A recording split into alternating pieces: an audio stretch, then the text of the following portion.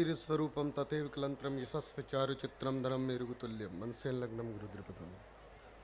मित्रों, आपका और हमारा स्नेह और मंच पर विराजमान जितने भी महापुरुष हैं, मैं उनको प्रणाम करता हूं। और सबसे पहले तो मैं इस संस्था को नमन करता हूं कि मुझे इतने भाइयों का दर्शन करा दिया। इससे बड़ा सौभाग्य और क्या है मेरा। मित्रों, हमारे देश के अंदर हिंदू और मुसलमान इतनी बड़ी ताकत है कि विश्व का कोई भी व्यक्ति इस देश के ऊपर बुरी नजर नहीं डाल सकता है। और मैं कहना चाहता हूं उन लोगों को जो ये कहते हैं कि मुसलमान देश का गद्दार है, मैं उन लोगों को कहना चाहता हूं कि जिसके धर्म के अंदर गद्दारी के ऊपर, जिसके धर्म के ऊपर गद्दारी नाम का व्यक्ति इस्लाम स्वीकार नहीं कर सकता, वो मुसलमान गद्दार कैसे हो सकता है। और रही बात इस देश की, जब इस देश में मुगल राज था तो मेरे देश की सोने के सिक्के चलते थे।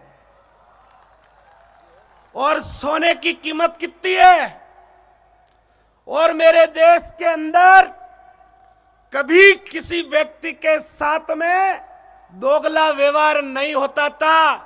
ना जाने ये कैसी सरकारें आई, हम दोनों को आपस में लड़ाकर हमारी शक्ति को समाप्त करने का प्रयास किया है। मैं कहना चाहता हूं उन लोगों को कि मुसलमान उस खुदा का बंदा है जो इबादत की सफेद टोपी पहनकर और सफेद ड्रेस पहनकर उस खुदा के दरबार में जाता है और कहता है कि ये खुदा महफूज रखना उन सबको जो मेरे देश में रहते हैं, सलामत रखना उन सबके घरों को जो तेरी रहमत में बसते हैं, और कभी कोई भूखा ना सोए मेरे खुदा, क्योंकि ये तेरे दरबार में रहते हैं।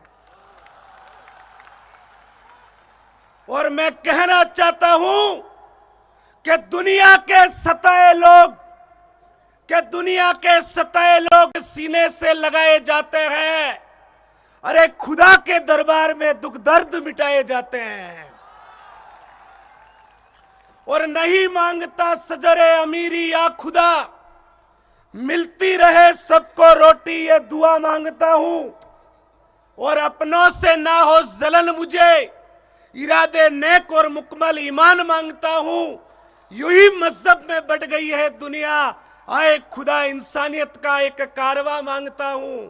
इंसान बुरे नहीं होते हैं, हालात बुरे होते हैं, और ऐसे बुरे हालातों का ना होना मांगता हूं।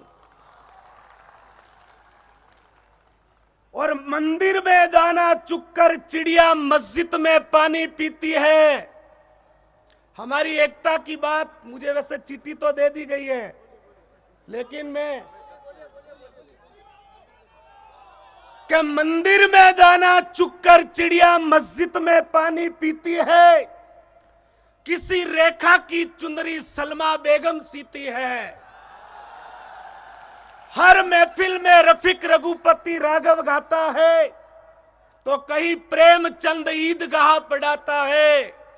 अरे कृष्ण के वाक्य सुने रसखान के मुख से, ना हिंदू दिखता है ना मुसलमान दिखता है, मुझे भारत देश में केवल इंसान दिखता है। मुझे भारत देश में केवल इंसान दिखता है। और मैं तो कहता हूं इस देश में जितने भी लोग हैं, मैं आपको बताना चाहता हूं कि इस देश में जितने भी लोग हैं, उन सब लोगों को अगर हवा देता है, पानी देता है, रोटी देता है, कपड़ा देता है, तो मेरा खुदा देता है, किसी का बाप नहीं देता है। और क्या मिटाओगे तुम हमारी एकता, क्या मिटाओगे तुम हमारा भाईचारा।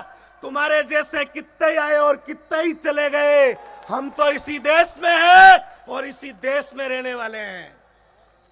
मित्रों, आपका और हमारा प्यार, आपका और हमारा स्नेह कभी समाप्त हो सकता है क्या?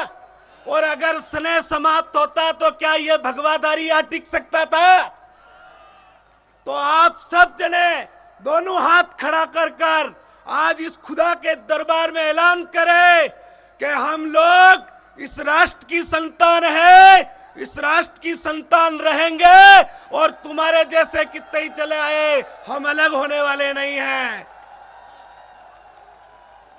मैं शुक्रिया अदा करता हूं हमारे शाहपुरा के काजी साहब का, और मैं शुक्रिया अदा करता हूं आप सब महापुरुषों का कि आपने मुझे बोलने का समय दिया। मेरे दिल में बहुत सारी बातें हैं मित्रों।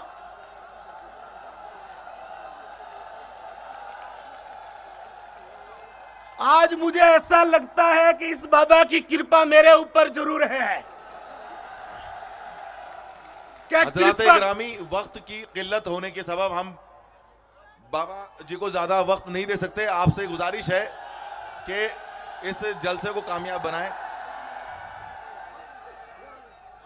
एक शेर आपके लिए बोल देता हूं, फिर मैं देखो समय, क्योंकि समय का बड़ा ध्यान रखना पड़ता है। मैं तो आपके दिलों में हूं, आप मेरे दिल में हो। जब बुलाओगे आपकी सेवा में हाजिर हो जाऊंगा। क्या कृपा की ना होती जो आदत तुम्हारी, तो सुनी यह रहती अदालत तुम्हारी। और जो हम फकीरों के दिल में न रहते तो किस दिल में होती हिफाजत तुम्हारी। क्या फकीरों की दुनिया है आबाद तुझसे, और फकीरों से है बादशाहत तुम्हारी। और ना होते हम मुल्जिम, ना होते तुम हकीम, तो किस तरह चलती है इबादत तुम्हारी। और 4 लाइन में आप लोगों के लिए बोलना चाहता हूं, जो मेरे युवा शेर बेटे हैं कि समाज जलाकर महफिल में ये परवाने आए हैं, कि देश के खातिर जान देने ये दीवाने आए हैं। अरे शिकारी तो बहुत आए और चले गए, लगता है जंगल में आज ये शेर पुराने आए हैं। आप सबको सलाम, प्रणाम। आपका प्यार सदा हमारे लिए बसा रहे। भारत माता की जय। जय हिंदुस्तान। बहुत बहुत धन्यवाद जनाब संत भजनाराम जी, बहुत बहुत धन्यवाद।